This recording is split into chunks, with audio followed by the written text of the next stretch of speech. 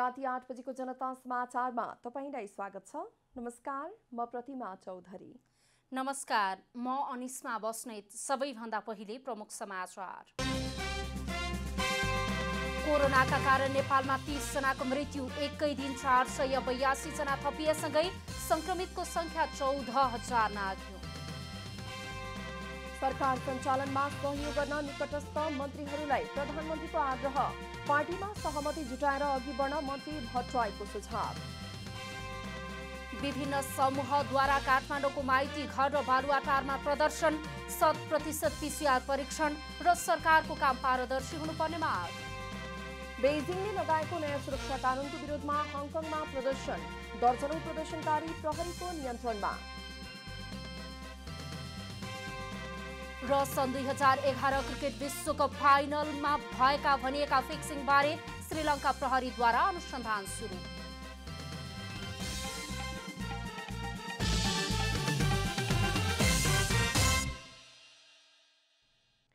अब पुरा समाचार। नेपालमा कोरोना भाइरसबाट थप 1 जनाको मृत्यु भएको छ। अछामको बैलबाटा अस्पतालमा उपचारका क्रममा मृत्यु भएका एक पुरुषको कोरोना रिपोर्ट आज पोजिटिभ आएको हो। यो सँगै कोरोना भाइरसबाट मृत्यु हुनेको संख्या 30 पुगेको छ। स्वास्थ्य तथा जनसङ्ख्या मन्त्रालयका अनुसार अछामको बैलपाटा अस्पतालमा उपचाररत रामरोशन गाउँपालिका 5 का 45 वर्षीय पुरुषको असार 14 गते मृत्यु भएको हो। अछाम जिल्ला रामरोशन गाउँपालिका वडा नम्बर 5 का 45 वर्षीय एक पुरुषको मिति 2077 असार 14 गते बैलपाटा अस्पतालमा उपचारको क्रममा मृत्यु भएको छ। असार 13 गते 81 श्वास प्रश्वासमा समस्या आएपछि उहाँलाई उपचारका लागि बैलपाटा अस्पतालमा लगिएको थियो। उहाँ मधुमेहको बिरामी हुनुहुन्थ्यो। मृत्यु भएकै भोलिपल्ट उहाँको स्वाब सङ्कलन गरिएको थियो र असार 16 गते उहाँमा कोरोना संक्रमण पुष्टि भएको थियो। नेपालमा कोरोना संक्रमितको संख्या 14,000 नाघेको छ। बुधबार 482 जना नयाँ संक्रमित थपिएसँगै नेपालमा कोरोना संक्रमितको संख्या 14,046 पुगेको हो।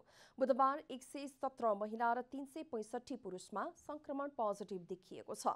कुल संक्रमित मध्ये महिला 1,774 र पुरुष 12,272 जना रहेका छन्।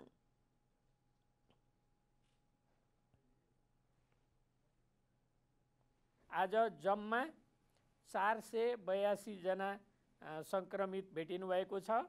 त्यसमध्ये 117 जना महिला र 365 जना पुरुष हुनुहुन्छ र आजसम्मको जम्मा 1,774 महिला र 12,272 पुरुष गरी जम्मा 14,046 हुनुहुन्छ। पीसीआर विधिबाट अहिलेसम्म 2,33,227 जनाको कोरोना परीक्षण भएको छ।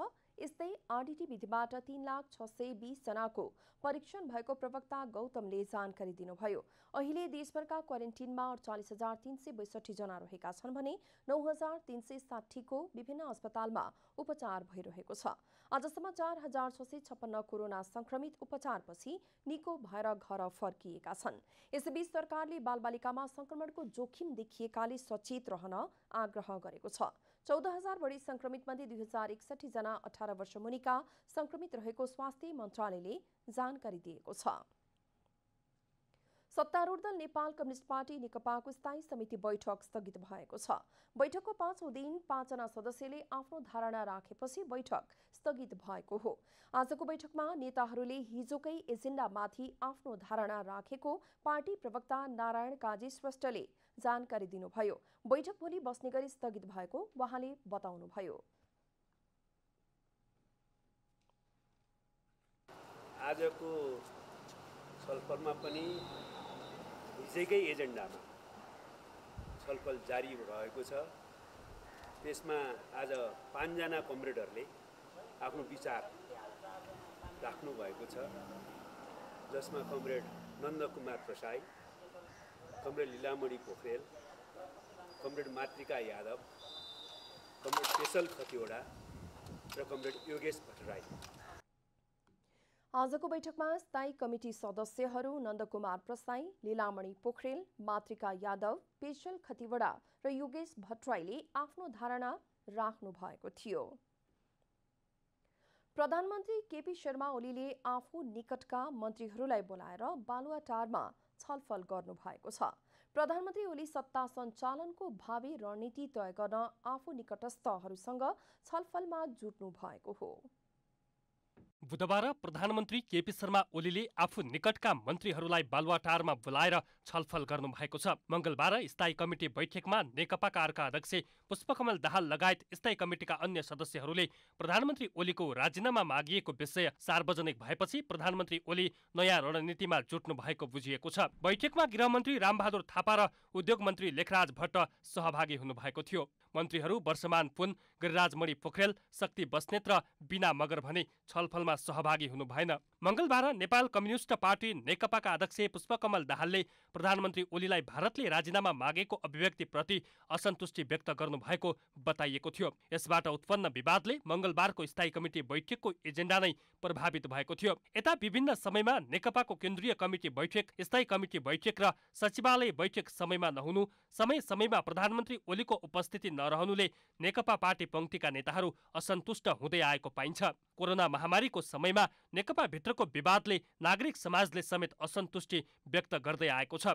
यता प्रधानमन्त्री ओलीले आफूलाई चारैतिरबाट घेर्ने प्रयास गरिएको भन्दै सरकार सञ्चालनको भावी रणनीति बनाउन बैठक बोलाउनु भएको तर्क गरिएको छ। क्यामेरामा शैलेन्द्र गोविन्द अमात्यका साथ खेमबम, बालुवाटार, काठमाडौँ।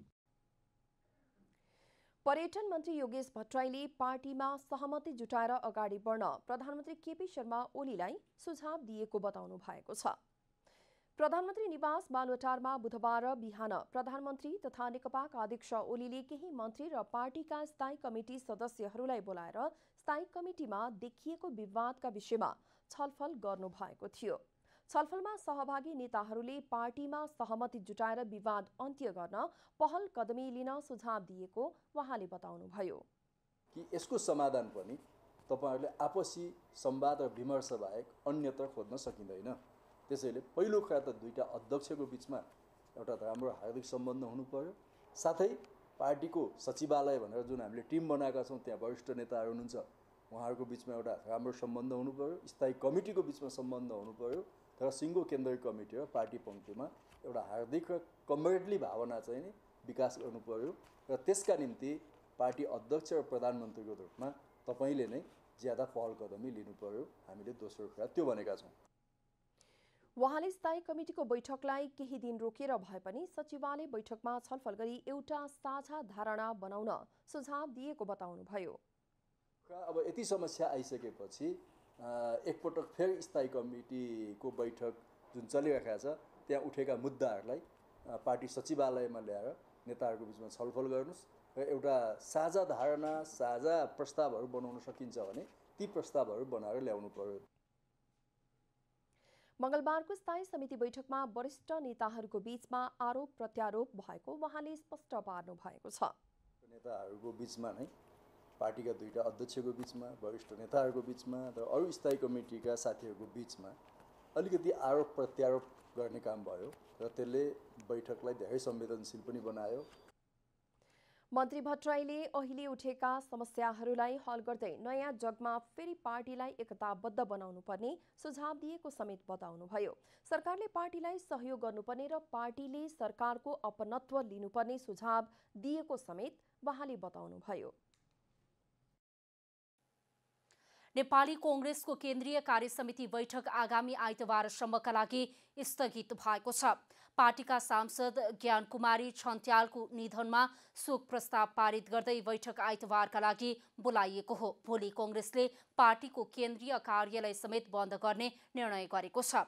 कांग्रेसले भोलि पार्टीको झण्डा आधा झुकाउने र कुनै औपचारिक कार्यक्रम नगर्ने जानकारी दिएको छ। मंगलबारबाट सुरु भएको बैठकमा महाधिवेशन, कार्यतालिका, नागरिकता विधेयक लगायतका विषयमा छलफल भइरहेको छ। 2074 सालमा नेपाली कांग्रेसको तर्फबाट समानुपातिकबाट निर्वाचित छन्त्यालको आज निधन भएको थियो। मुटु सम्बन्धी रोगबाट पीडित छन्त्यालको गंगालाल राष्ट्रिय हृदय रोग केन्द्रमा उपचारका क्रममा निधन भएको हो। नेपाली कांग्रेसका सांसद ज्ञानकुमारी छन्त्यालको निधनमा शोक प्रस्ताव पारित गर्दै प्रतिनिधि सभाको बैठक स्थगित भएको छ। दिउँसो 1 बजेका लागि बोलाइएको संसद बैठक कांग्रेस सांसद छन्त्यालको निधनमा शोक प्रस्ताव पारित गर्दै स्थगित भएको हो। 2074 सालमा नेपाली कांग्रेसको तर्फबाट समानुपातिकबाट निर्वाचित छन्त्यालको आज निधन भएको थियो। मुटु सम्बन्धी रोगबाट पीडित उहाँको गंगालाल राष्ट्रिय हृदयरोग केन्द्रमा उपचारका क्रममा आज निधन भएको थियो। बागलुङको तमान खोला 5 मा जन्मिनु भएका छन्त्याल ढोरपाटन नगरपालिका 1 बुर्तिवाङमा बस्दै आउनु भएको थियो। प्रतिनिधि सभाको अर्को बैठक असार 22 गते 1 बजेसम्मका लागि स्थगित भएको सभामुख अग्निप्रसाद सापकोटाले बताउनुभयो। अब प्रतिनिधि सभाको अर्को बैठक 2077 साल असार 22 गते सोमबार दिनको 1 बजे बस्ने गरी यो बैठक स्थगित हुन्छ।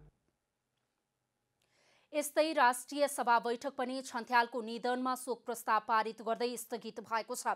बुधबार 1 बजेका लागि बोलाइएको बैठकले शोक प्रस्ताव पारित गर्दै स्थगित भएको हो। सांसद छन्त्यालको निधनमा शोक प्रस्ताव पारित गर्दै बिहीबार दिउँसो 1 बजे बस्ने गरी बैठक स्थगित भएको राष्ट्रिय सभा अध्यक्ष गणेश प्रसाद तिमिल सिन्हाले जानकारी दिनुभयो।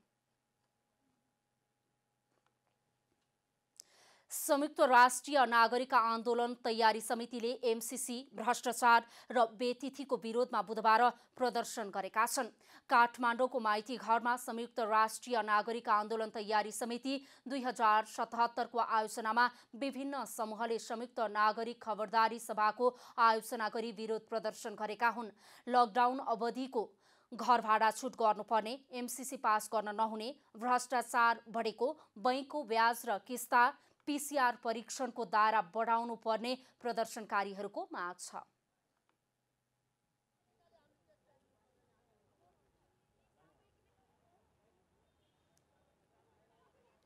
त्यो अवस्थामा कोरोनाको चाहिँ सङ्कटको अवस्थामा सरकारले जसरी पनि हामी एमसीसी पारित गर्छौँ भनेर जनभावना विपरीत लागि परेका छौँ।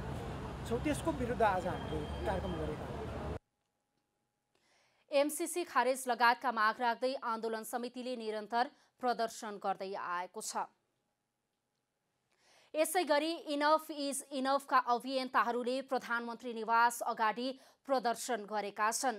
पाटनमा अनसनरत युवाहरूको समर्थनमा प्रधानमन्त्रीको सरकारी निवास बालुवाटार अगाडि प्रदर्शन भएको हो। ललितपुरको पाटनमा 6 दिनदेखि युवाहरू अनसनमा बसेका छन्। 100% पीसीआर परीक्षण गर्नुपर्ने, सरकारले गरेका काम पारदर्शी हुनुपर्ने माग राख्दै युवाहरू आन्दोलित भएका हुन्। बुधबार प्रदर्शनमा सहभागी युवाहरूले विभिन्न प्लेकार्ड बोकेका थिए।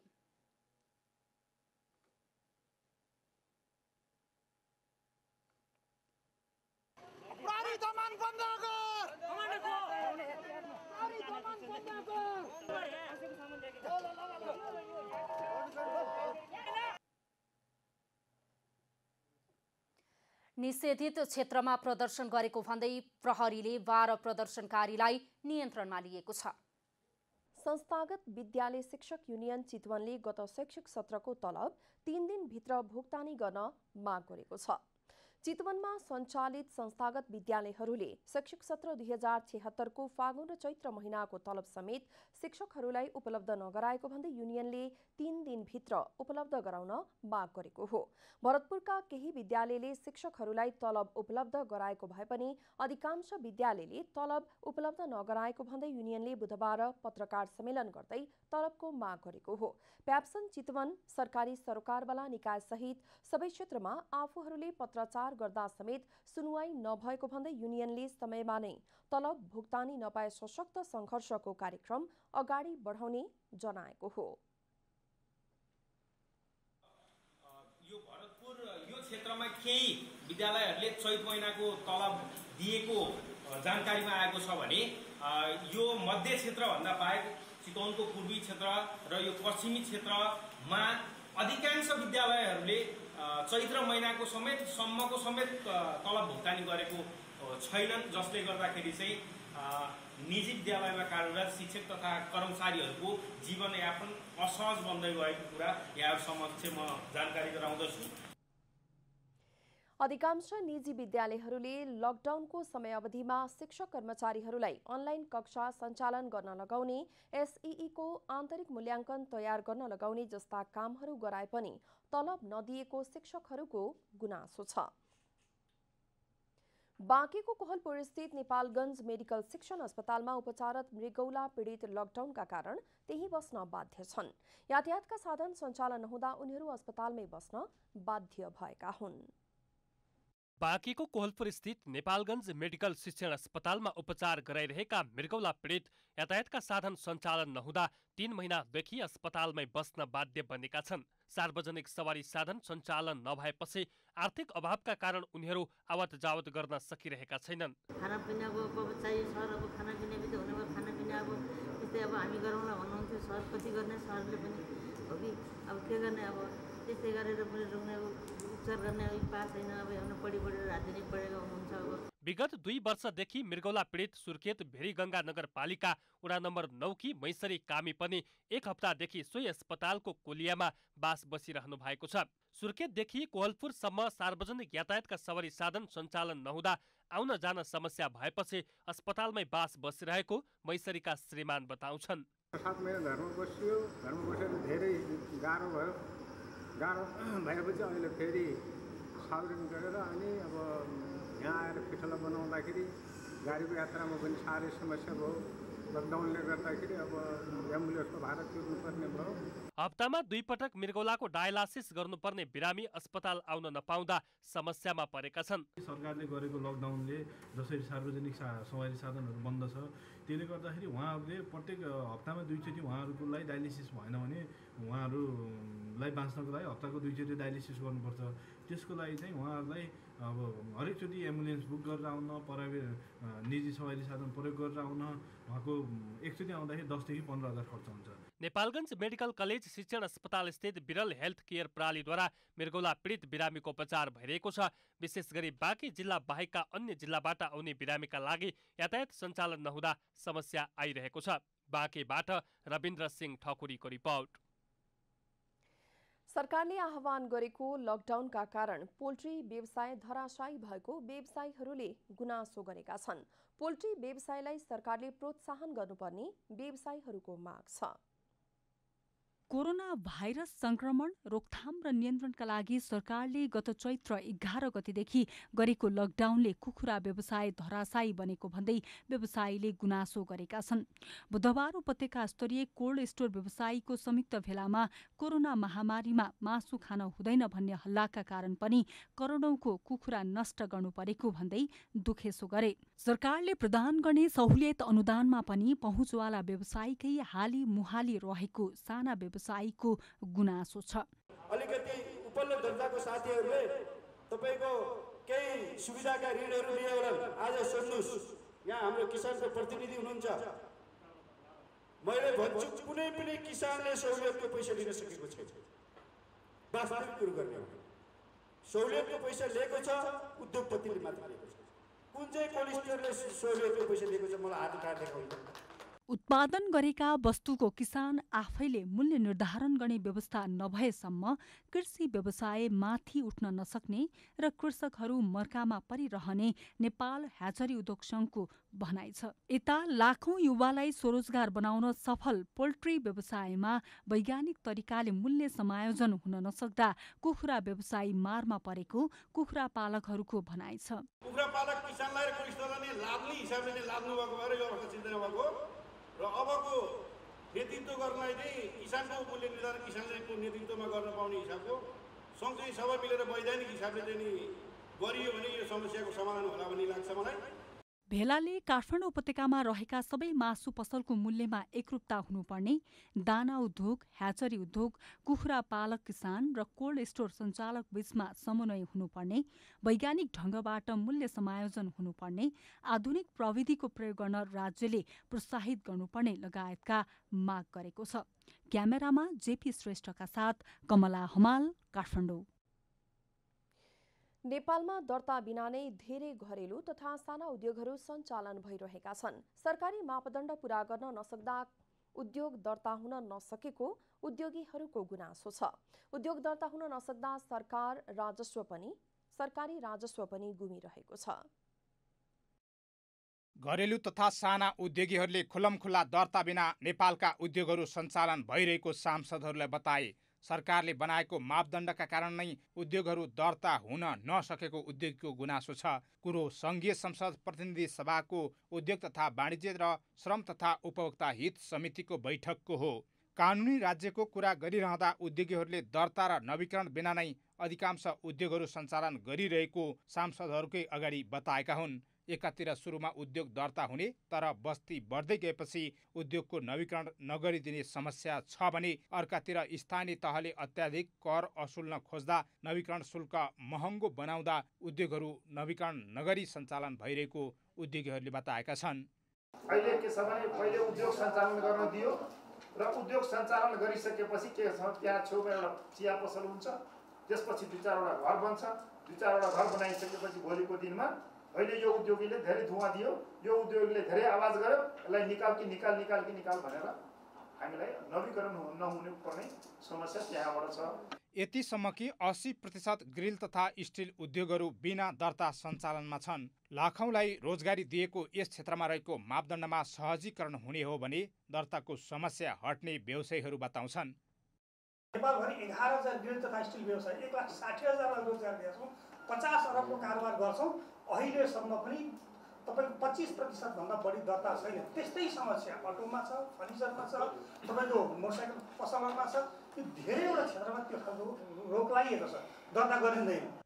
कर्मचारीमा लगाइने कर ठुला र साना उद्योगलाई एउटै नीति कायम हुँदा पनि समस्या देखिएको उद्योगीहरूले बताएका छन्। दर्ता नगरिकन ट्याक्स नगरिकन गर्नेमा चाहिँ म एगेन्स्टमै छु। दर्ता चाहिँ गर्नुपर्छ, तर एकदमै सहज रूपमा गर्नु पर्यो। अब चिनेको मान्छेले सही र नचिनेको मान्छेले गाह्रो, त्यो चाहिँ एकदमै हुनु भएन। यहाँ सिंहदरबारभित्र पसलदेखि हरेक मन्त्रालयमा त्यही छ होइन। स्वदेशी वस्तुको प्रयोगमा जोड दिएका उद्योगीहरूले नवीकरण दस्तुरको जरिवानाबारे पुनर्विचार गरिदिन सरकारको ध्यानाकर्षण गराएका छन्।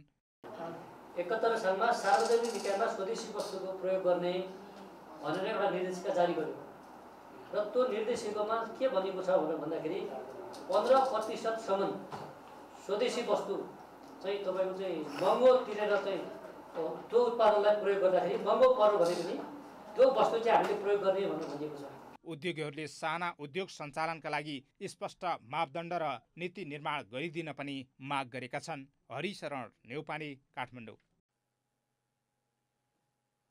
विश्व बैंकले नेपाल, मालदिप्स र श्रीलङ्का तीनै देश हेर्ने गरी नयाँ देशीय निर्देशक चयन गरेको छ। विश्व बैंकले नेपाल स्थित उपक्षेत्रीय कार्यालयमा रही तीनै देशको देशीय निर्देशक रहने गरी फारिस अहदात जर्भोसलाई नियुक्त गरेको हो। जर्भोसले देशीय निर्देशकको हैसियतमा रहेर विश्व बैंकको सहायता अन्तर्गत करिब $5.5 अर्ब बराबरको चालु कार्यक्रमको नेतृत्व गर्नेछन्। यसअघि उनले नेपालका लागि विश्व बैंकका देशीय व्यवस्थापकको जिम्मेवारी सम्हाल्दै आएका थिए। विश्व बैंकले जारी गरेको विज्ञप्तिमा यसअघिकी देशीय निर्देशक इदा जे रिडियोको कार्यकाल सकिएको र नयाँ कार्यभार सम्हाल्ने गरी जर्भोसलाई नियुक्त गरेको उल्लेख गरिएको छ। ब्रिटिस आर्मीमा भर्ना हुने रहर बोकेका रूपन्देहीको भैरहवाका आशा गुरुङको सपना दाँतमा किरा लागेकै कारण सफल हुन सकेन, तर अहिले उहाँ कृषि फार्म सञ्चालन गरी सफल उद्यमी बन्नु भएको छ। बेलायती सेनामा भर्ती हुन नपाए पनि जर्मनीमा करिब 3 वर्ष कृषि फर्ममै काम गरेपछि रूपन्देहीको भैरवाका आशा गुरुङ स्वदेश फर्कनुभयो। नेपाल फर्किएपछि करिब 7 वर्ष नर्सरी सञ्चालन गर्नुभएका आशाले गत वर्षदेखि व्यावसायिक फलफुल खेती सुरु गर्नुभएको छ। रूपन्देहीको सिद्धार्थनगर नगरपालिका वडा नम्बर 11 भुजौली स्थित पक्लिहवा हाइस्कुलको जग्गा वर्षौंदेखि बाँझै थियो। आशाले भैरवादेखि पश्चिम भुजौली गाउँमा रहेको विद्यालयको 7 बिघा जग्गा 30 वर्षका लागि भाडामा लिएर फलफुल खेती गर्दै आउनु भएको छ। सम्भव भयो भने यो चाहिँ तपाईको साइन्स अहिलेको नयाँ टेक्नोलोजी साइन्सको जमाना छ हैन, यसलाई चाहिँ तपाईको पिच भन्ने एउटा चाहिँ फल हुन्छ, आडु भन्छ नि हामीले, त्यसको चाहिँ त्यो दानाबाट चाहिँ बिरुवा निकालेर अनि स्याउको रुखलाई चाहिँ त्यसमा ग्राफ्टिङ गरेको, किनभने त्यो कल्मी गरे अनि कल्मी गरेर जब फुलिसकेपछि फेरि स्याउको जरोमा लिएर आएर फेरि त्यो पिचबाट फलेको रुखलाई फेरि यसमा चाहिँ ग्राफ्टिङ गरेर उनीहरूले बनाएको। फर्ममा 3वटा ब्लक बनाइएको छ भने ब्लक एमा 28 प्रजातिका 5000 फलफुलका बिरुवा रोपिएका छन्। अस्ट्रेलियन प्रजातिको न्यानो स्याउ 500 बोट र दशहरी, कपुरी, लङ्गडा र चौसागरी 4 प्रजातिका 650 आँप, अनार, कागती, सुन्तला, मुन्तला, चेरी, कटहर, सलिफा, नास्पाती, सिडलेस लिची, चेरी, ग्लोबेरी, मलबेरी, रसबेरी, एभोकाडो, डुरेन्ड लगायत 5000 बिरुवाले फर्मको 3 बिघा जग्गा ढाकिएको छ। डिसेम्बर महिनामा चाहिँ केही किसानहरूले चाहिँ अलिकति डिमान्ड गरिरहेछ हामीलाई पनि बिरुवा दिनु भनेर। हामी चाहिँ तपाईँको चाहिँ नेक्स्ट इयर चाहिँ हामी डिसेम्बर पछि चाहिँ बिरुवा हामी 500, 700, 1000, 2000 जति बिरुवा हुन्छ त्यो चाहिँ हामी चाहिँ हजुरको अग्लो त हजुरको 20-25 फिटकै हुन्छ। तर यो जति पनि हामीले खेती गरेछौँ यो अल्ट्रा हाई डेन्सिटी कन्सेप्ट हो। भनेको मतलब के छ भने पहिला 25 फिटको दूरीमा लाउँथ्यो फलफुलको बिरुवा, अनि त्यसपछि हाई डेन्सिटी भनेको चाहिँ अझै तपाईँको 15 फिटमा लाउँथ्यो। यो अल्ट्रा हाई डेन्सिटी भनेको अझै कन्जेस्टेड। 7 बिघा जग्गामध्ये 2 बिघा क्षेत्रमा माछा, हाँस, कुखुरा, बाख्रा पालन गर्ने तयारीमा रहेको उहाँको भनाइ छ। स्वदेशमै उद्यम गरेर केही गर्न सकिन्छ भन्ने उदाहरण आशा बन्नु भएको छ। रूपन्देहीबाट विकास पराजुलीको रिपोर्ट। अब आर्थिक समाचार।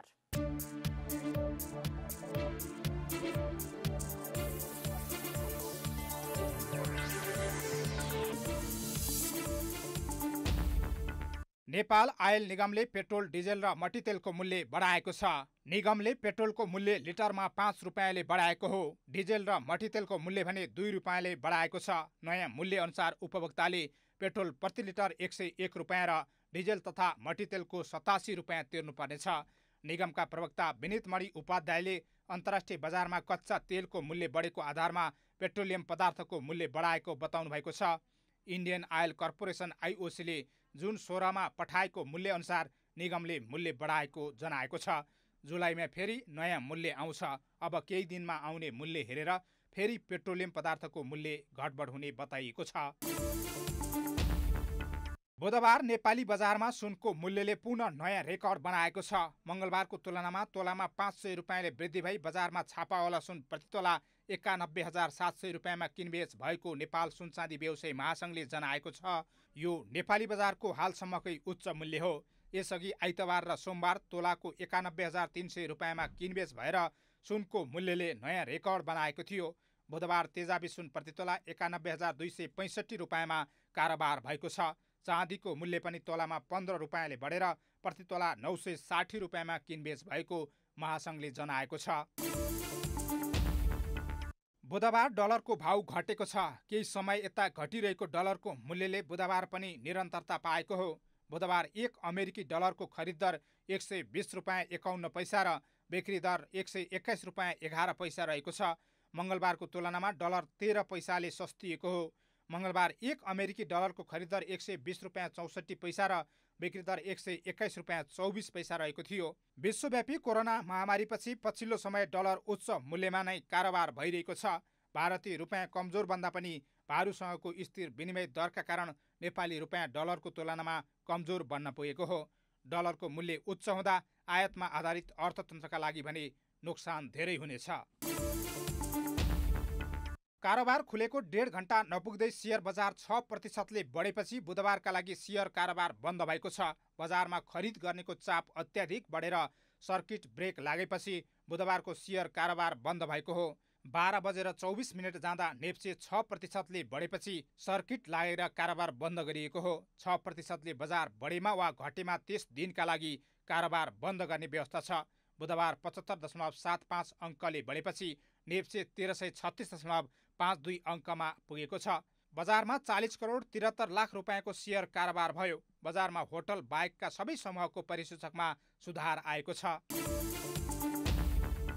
अजोड इन्सुरेन्सले 30 करोड रुपियाँको साधारण शेयर आइपिओ असार 25 गतेबाट बिक्री खुला गर्ने भएको छ। कम्पनीले 100 रुपियाँ अङ्कित 30 लाख किता आइपिओ बिक्री गर्न लागेको हो। त्यसमध्ये 1,20,000 किता कर्मचारीलाई र 1,50,000 किता सामूहिक लगानी कोषलाई छुट्याइएको छ। बाँकी रहेको 27,30,000 कितामा सर्वसाधारणले आवेदन दिन सक्नेछन्। इन्सुरेन्सको आइपिओमा छिटोमा असार 29 गतेसम्म आवेदन दिन सकिनेछ। त्यस अवधिमा सबै शेयर बिक्री नभए ढिलोमा साउन 8 गतेसम्म आवेदन दिन पाइनेछ। आइपिओमा न्यूनतम 10 कितादेखि अधिकतम 10,000 कितासम्मका लागि आवेदन दिन सकिनेछ। आइपिओको बिक्री प्रबन्धकको काम NIBLS क्यापिटलले गर्दैछ।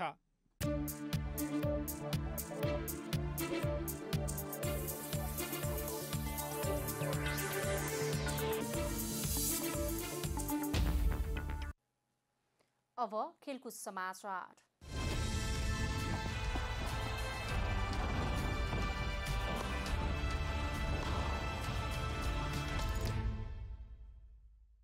सन् 2011मा भारतमा भएको क्रिकेट विश्वकपको फाइनलमा फिक्सिङ भएको खबरहरू सार्वजनिक हुन थालेपछि श्रीलङ्का पुलिसले अनुसन्धान सुरु गरेको छ। अनुसन्धानको क्रममा मंगलबार श्रीलङ्का पुलिसले सो विश्वकपका कप्तान कुमार संगकारा र मुख्य छनौटकर्ता अरविन्द डी सिल्वालाई बोलाएर 6 घण्टा लामो सोधपुछ गरेको छ। यसबाहेक टिमका ओपनर उपुल थाराङ्गालाई पनि पुलिसले सोधपुछको लागि बोलाएको थियो। सन् 2011मा भारतमा भएको विश्वकप फाइनलमाथि श्रीलङ्काका पूर्व क्रिकेटरदेखि लिएर पूर्व मन्त्रीहरूले समेत प्रश्न उठाएपछि मंगलबारबाट अनुसन्धान सुरु गरिएको हो। यसै क्रममा पूर्व खेलमन्त्री महेन्द्र नन्दनले श्रीलङ्का क्रिकेट बोर्डलाई 9 पृष्ठ लामो प्रतिवेदन पेश गरेका थिए। सो प्रतिवेदनमा श्रीलङ्काले भारतसँगको फाइनल हार्नु र फिक्सिङ भएको हुन सक्ने 24 कारणहरू प्रस्तुत गरिएको छ। महेन्द्र नन्द 2011मा श्रीलङ्काका खेल मन्त्री थिए। श्रीलङ्काका पूर्व खेलाडीहरू कुमार संगकारा र 2011 विश्वकपका कप्तान महिला जयवर्धनले महेन्द्र नन्दको आरोपलाई अस्वीकार गरेका छन्। यद्यपि श्रीलङ्का सरकारले यी आरोपहरूको अनुसन्धान गरिरहेको छ। महेन्द्र नन्दको आरोपपछि डी सिल्वाले भारतीय क्रिकेट कन्ट्रोल बोर्ड BCCI लाई पनि फिक्सिङको छानबिन गर्न पनि अपील गरेका छन्।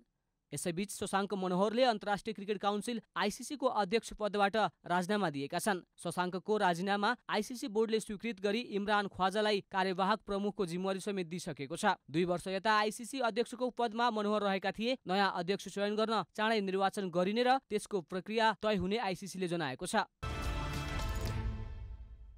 प्रिमियर लिगका खेलाडी रङ्गभेद विरुद्धको अभियानभन्दा टाढा नै रहन चाहेको बताएका छन्। उनीहरूले राजनीतिक मुभमेन्ट हुने किसिमको घटना वा विचारको साथ नदिने बताएका छन्। पछिल्लो पटक विश्वभरमा नै रङ्गभेदको विरोध भइरहेको बेला प्रिमियर लिगमा पनि यो विरोधको समर्थन भएको थियो, जसका कारण लिगमा खेलाडीको जर्सीमा ब्ल्याक लाइभ्स म्याटर्स मुभमेन्टको लोगो राखिएको थियो। तर अहिले आएर यो राजनीतिक मुद्दा भएको भन्दै प्रिमियर लिगका खेलाडीहरूले यसमा भाग लिन अस्वीकार गरेका छन्। शीर्ष डिभिजनका शीर्ष क्लबका खेलाडीहरू बीच भएको छलफलमा आफूहरू राजनीतिक आशय आउने कुनै पनि कुरामा सहभागी नहुने बताएका छन्। यसअघि खेलाडीले भावनाका आधारमा यो मुभमेन्टमा लागेपछि अब राजनीतिक रूप लिन खोजिएको भन्दै आपत्ति जनाएका छन्। कोरोना पछि सुरु भएको प्रिमियर लिगमा पहिलो चरणका सबै खेलमा रङ्गभेदको विरोधमा सबै क्लबका खेलाडीले घुँडा टेकेर विरोध जनाएका थिए। अहिले आएर केही खेलाडी यसलाई कायम राख्न चाहन्छन् भने केही खेलाडी राजनीतिक रूप लिन थालेको भन्दै असन्तुष्ट बनेका छन्।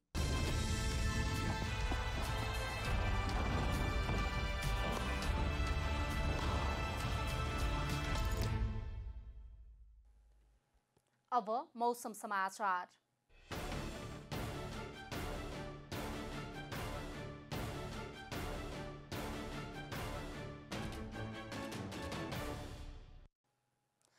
आज दिउँसो देशभरको मौसम आंशिकदेखि सामान्यतया बदलिरहे प्रदेश 5, गण्डकी र कर्णाली प्रदेशका थोरै स्थानहरूमा वर्षा भयो। आज राति देशको सबै प्रदेशहरूमा मौसम सामान्यतया बदलिरही सबै प्रदेशका केही स्थानहरूमा मेघगर्जन र चट्याङसहित हल्कादेखि मध्यम वर्षाको सम्भावना रहेको जल तथा मौसम पूर्वानुमान महाशाखाले जनाएको छ। अब देशभरका विभिन्न स्थानको मौसम सम्बन्धी थप विवरण।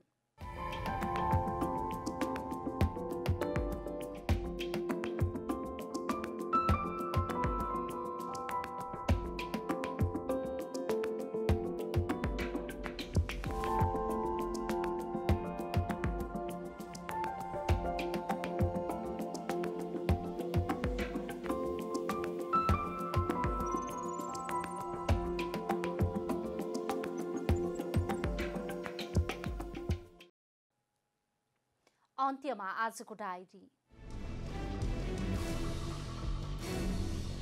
नेपालमा कोरोना भाइरसबाट थप 1 जनाको मृत्यु भएको छ। अछामको बयलबाट अस्पतालमा उपचारका क्रममा मृत्यु भएका 1 पुरुषको कोरोना रिपोर्ट आज पोजिटिभ आएको हो। यो सँगै कोरोना भाइरसबाट मृत्यु हुनेको संख्या 30 पुगेको छ। नेपालमा कोरोना संक्रमितको संख्या 14046 पुगेको छ। आजसम्म 4656 जना कोरोना संक्रमित उपचारपछि निको भएर घर फर्किएका छन्।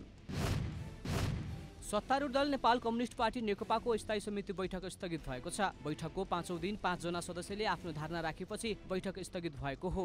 आजको बैठकमा नेताहरूले हिजोकै एजेन्डामाथि आफ्नो धारणा राखेको पार्टी प्रवक्ता नारायण काजी श्रेष्ठले जानकारी दिनुभयो। बैठक भोलि बस्ने गरी स्थगित भएको हो। प्रधानमन्त्री केपी शर्मा ओलीले आफू निकटका मन्त्रीहरूलाई बोलाएर बालुवाटारमा छलफल गर्नुभएको छ। प्रधानमन्त्री ओली सत्ता सञ्चालनको भावी रणनीति तय गर्न आफू निकटस्थहरूसँग छलफलमा जुट्नु भएको हो। इरानको राजधानी तेहरानमा भएको शक्तिशाली बम विस्फोटमा 19 जनाको मृत्यु भएको छ। तेहरानको एक क्लिनिकमा ग्यास लिक भएर भएको विस्फोटको घटनामा केही घाइते भएका छन्। शशाङ्क मनोहरले अन्तर्राष्ट्रिय क्रिकेट काउन्सिल आइसिसीको अध्यक्ष पदबाट राजीनामा दिएका छन्। शशाङ्कको राजीनामा आइसिसी बोर्डले स्वीकृत गरी इमरान ख्वाजालाई कार्यवाहक प्रमुखको जिम्मेवारी समेत दिइसकेको छ। नयाँ अध्यक्ष चयन गर्न चाँडै निर्वाचन गरिने र त्यसको प्रक्रिया तय हुने आइसिसीले जनाएको छ।